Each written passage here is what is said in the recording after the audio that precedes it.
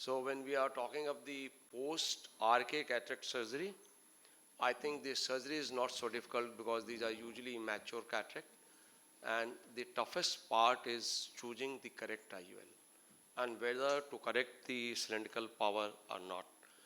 Just for those who have not seen the RK era, how the radial cut used to work, we used to give a paracentral incision leaving the central 3 millimeter.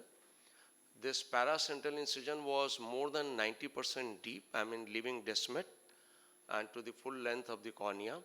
And with this, the paracentral area used to become weaker, and with the intraocular pressure, the paracentral area becomes steep, gets bulged upwards, and central area becomes flat, correcting the myopia. So all the fault which you get and this flattening which happens is not one time. This keeps on happening over the period of time or throughout the life of the patient.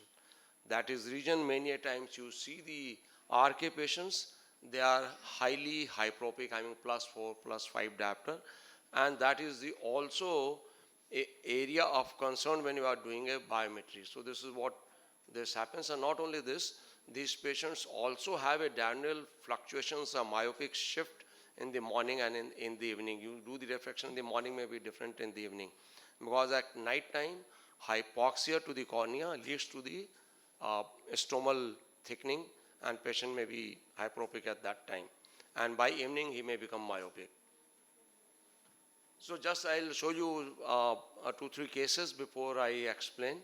So this is a 51-year-old male, RK 15 years back. Refraction was -4, -3.5 at 120 degree. So patient is still myopic. There were not too many incisions. There was no hyperopic shift. So this is very simple, straightforward case. And in this case, when we do the optical biometry, you can see the cylindrical is 3.78 at 75 degree. IUL power is coming 13.5 or 13. And when we see the pentacam, the cylindrical power is again around 3.7 degree at 3.7 diopter. So in this, when we put on this iulcalc.crs.org, where we calculate all these LASIK post-RK patients.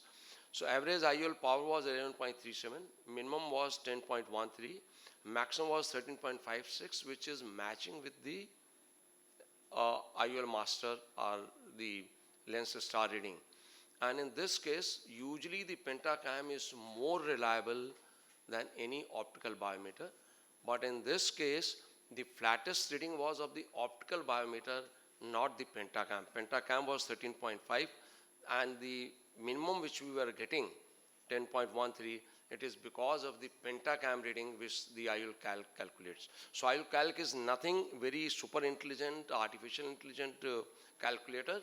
It just takes all the keratometric value of the pentacam IUL master, both the readings, and then puts on all the formulas which are available to the minimum and maximum and gives you the reading, whether it's by pentacam or by this formula, but that gives you the range.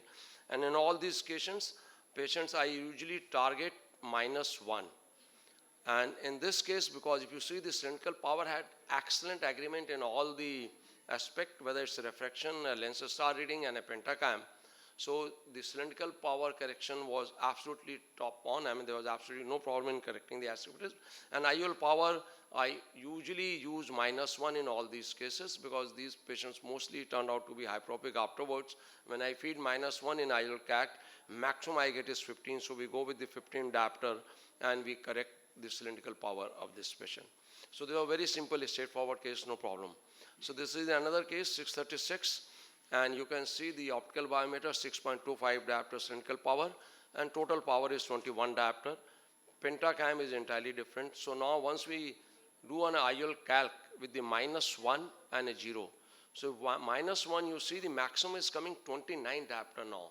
From 21 on the optical biometer with a 0, now this is 29. And why it is so? Because the keratometric reading on a lens star was 36.61, which was much more steeper, and on the pentacam it was 32.5. So the flattest was on the pentacam, and the cylindrical power is 6.25. So we decided for the 21, but whether to correct the cylinder or not. So if you see that the biometric axis was 172, pentacam axis was 145, 10 degree this way or that way is okay, but this is a little too much of a difference. So all irregular cornea, whether it is because of the RK or any other region, whether it's a corneal scarring, the refraction is the key for correcting the clinical power. It is not the keratometry.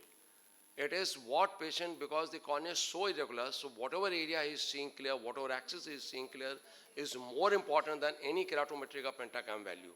So in irregular cornea, if you see, the refraction was at 164 degree, 165 degree. So we went with the axis of the refraction. So in all these cases, refraction in irregular cornea, whether it's a post-keratoplasty, post-corneal scarring, post-RK, the refraction is very, very important, because and particularly patient is using the spectacles, and you see the what axis he has been using throughout his life. Probably his vision is clearer in that axis. This is now another male. This is 32 incision, and look over here. This is a 37.50, 46.80. Average is 41.6, and the power what we are getting is 10.5. And the IOL calc gave us the average 9.79, minimum 7.7, maximum 11.5. So we went for 12.5, and more than what the maximum was. And 3 weeks post-op, undilated AR reading was plus 13.5, plus 1.5 at 145 degree. Acceptance was plus 9, plus 4.5 at 140 degree. This was the first case where I went wrong, and then I started analyzing my patients. So what next? So only option is the IOL action. 1 month post-op surgery, we decided to go for IOL action. At that time, it was just my guess. I went for 27 diopter. First post-op day, patient vision was 624. 2 weeks post-surgery, prescribed him -2 with 2.5, and the vision improved to 612. So spherical equivalent was still plus 0.5. I mean, stripe up to 12.5 to going from 27, and while the biometer was giving 10 diopter. Over scleral contact lens, he accepted -4.5. So I'll just give you one rough calculation method over here. Optical biometer, if you see, 1 diopter is equivalent to 0.67 at a refraction plane. If you see, whenever there is a 20, 20.5, 21, you will see that it is the 2/3, which it is the refractive error you corrected at a spectral plane. So if this patient had, and the error over here was the 46.80 keratometric value, which was, we didn't measure the flattest, but actually we measured the steep cornea, which was paracentrally steepening over there. That was the region of mistake. And if you see the this calculation, if you take 1.5 factor, hyperopia of 2 diopter increases the IOL power by 3 diopter. So plus 9 plus 0.4 is 11.25.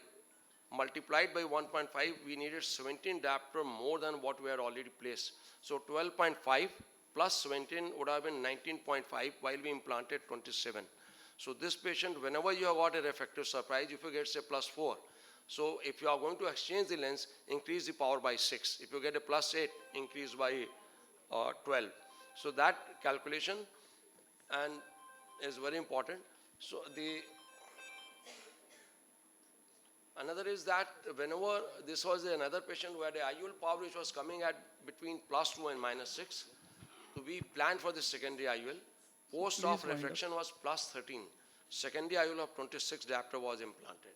This is again empirical, and all those who have done the CAM surgery for the cataract, we know that these patients, when we used to leave the aphakic, they needed +10.5, +10. And average emmetropic needs around 21 diopter of IOL inside the eye. So aphakia is usually double the power in the IOL than what is the aphakic correction. So we went for 26 diopter. So another important point to keep in mind is that these patients may have a transient hyperopia. As we are talking, that whenever you add a tissue or the corneal thickness is increased, patient becomes hyperopic. That means immediately after surgery, if you are getting a hyperopia, do not jump to the conclusion. And you keep on measuring the corneal thickness every 2 weeks. When the corneal thickness gets stabilized, refraction gets stabilized, only then you should think of the actions. Up to 4 diopter, 5 diopter of the transient hyperopia is possible in these patients. So I think the lessons learned is that the flattest keratometric value you need to use the IOLCalc ASAS.com. Target refraction between -0.5 to -2. any keratometric value above 40, probably you are measuring the paracentral, because average corneal keratometric value is 43, and the RK should cause the flattening. Usually you will get 37, 38 is fine, but if you are getting any reading above 40, and if you are getting 43, 44, 45, 46, 47, that means you are not measuring the flat area, you are measuring the steep area. Any metric value below 18, cross-check and recheck the K values. Until and unless patients, the refraction is on the myopic side, you are going to err. So normally a patient who is normal should have a 21 diopter. Any value below 18, until the patient is myopic, you have got to really cross-check your keratometric value. Most of these patients, if you do not understand anything about what I talked, put on anything IOL between 24 to 28, you will be more or less close to the emmetropia. So either because these patients need more than normal, and if you do not want to go beyond 28, so the average calculation will be most of these patients need between 24 to 28 diopter. Thank you very much for your kindness. Thank you, sir.